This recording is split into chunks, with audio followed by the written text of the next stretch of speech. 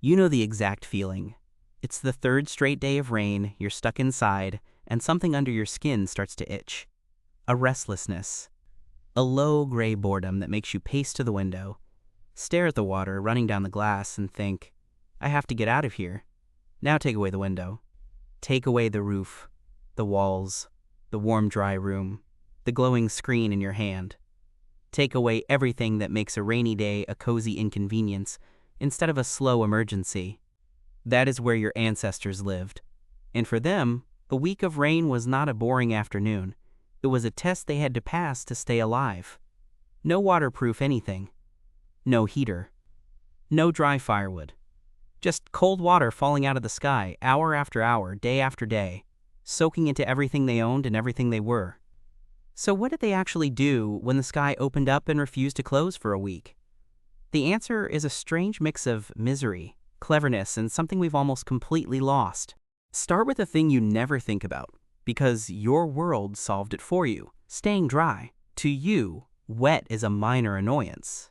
You towel off, you change clothes, you move on. To an ancient human, being wet was dangerous.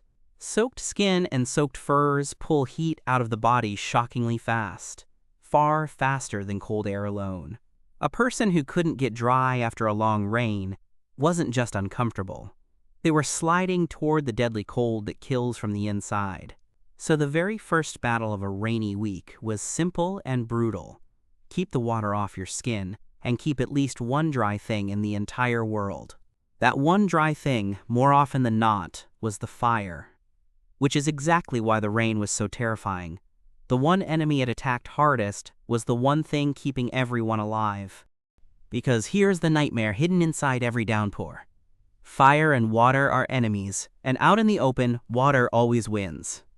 A hard rain could kill a fire in minutes, and a dead fire in a cold, wet world could kill a whole group not long after.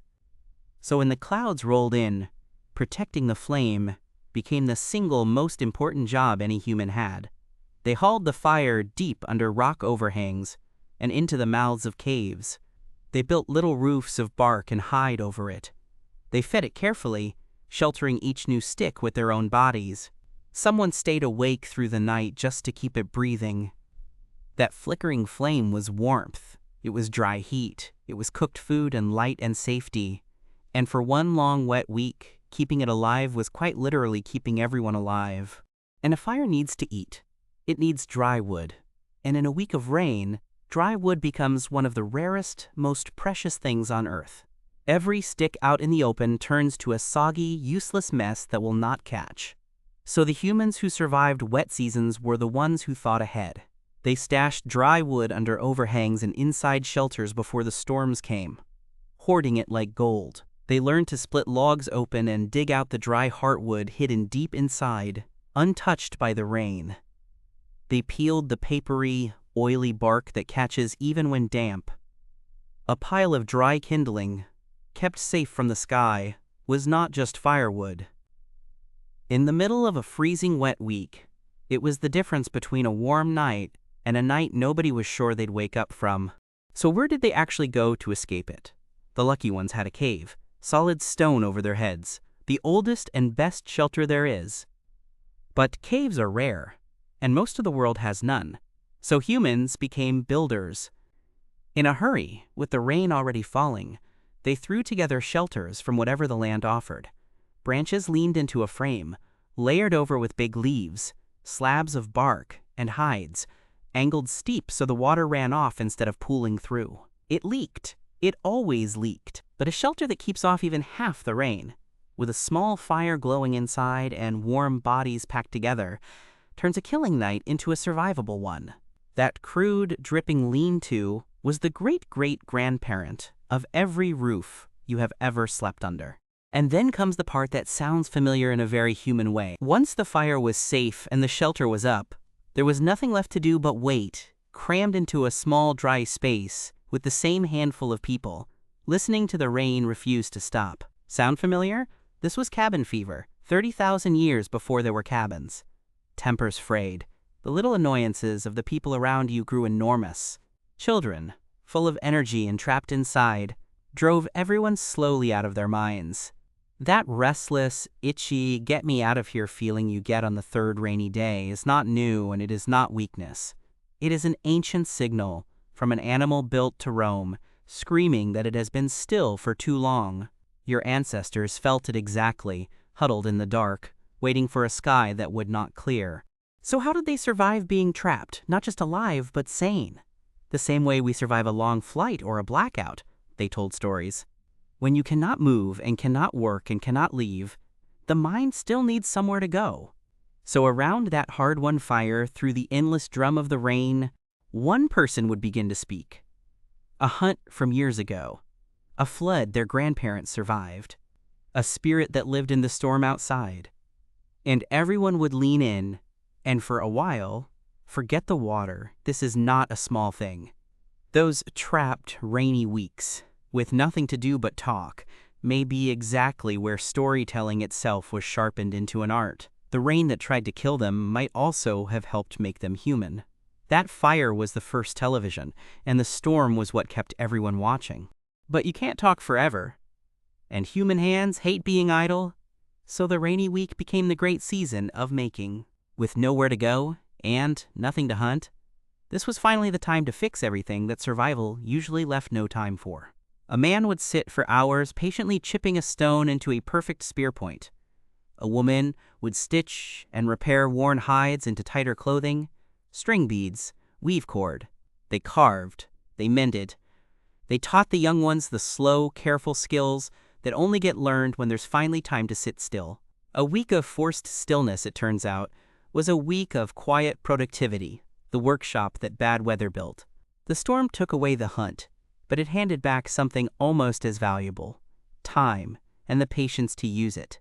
And yet, under all of it, a clock was ticking.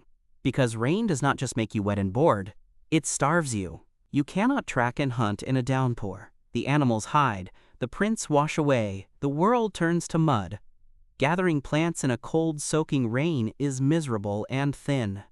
So a long, wet week was, quietly, a hungry week.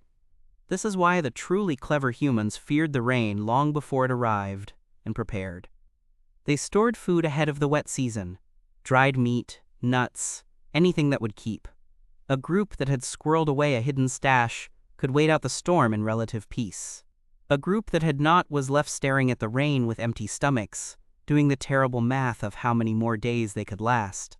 Hunger, not water, was often the real danger hiding inside the clouds. So they did the one thing that set them apart from every other soaked animal out there. They learned to see the rain coming. Long before the first drop, ancient humans were reading the world for warnings. The shift in the wind, the particular smell that rides ahead of a storm, that sharp green scent you can still smell today, right before it pours. The way the animals went quiet and the birds flew low, the color and shape of the clouds stacking on the horizon. This was survival knowledge, passed down and sharpened over thousands of years, and it bought them the most precious thing of all: a head start. Time to gather wood, stash food, shore up the shelter, and get the fire somewhere safe before the sky fell in. They couldn't stop the rain, but they could refuse to be surprised by it. Stack it all together, and look at what this fragile, furless, waterlogged animal actually pulled off. It kept a flame alive through a week of falling water. It hoarded dry wood the way we hoard money. It threw up leaking roofs out of sticks and hide. It sat trapped in the dark and invented stories to keep from cracking. It filled the dead hours making tools and mending clothes. It stored food and read the sky so the storm could never fully ambush it. No claws, no waterproof coat, no burrow, and still, week after soaking week, it held on. We did not beat the rain by being tougher than it. We beat it with fire, foresight, shelter, and each other, waiting out a sky that could drown almost anything else alive. So the next time the rain settles in for days and that old restless itch creeps under your skin and you drift to the window to watch the water run down the glass, stop just for a second and feel what that moment really is. You are warm. You are dry. There is a roof over you that you never had to lash together in a panic. Food in the kitchen you never had to ration, and light and stories glowing in your hand instead of a fire someone had to guard with their life. That exact boredom you're feeling is a gift so complete you forgot it was ever a battle. Your ancestors would have wept with relief to be this safe, this dry, this bored. The rain that once tested whether they would live is now just a gray afternoon you get to complain about. That's not nothing. That's a warrior bloodline already won. If that made the rain feel a little different, subscribe and stay curious.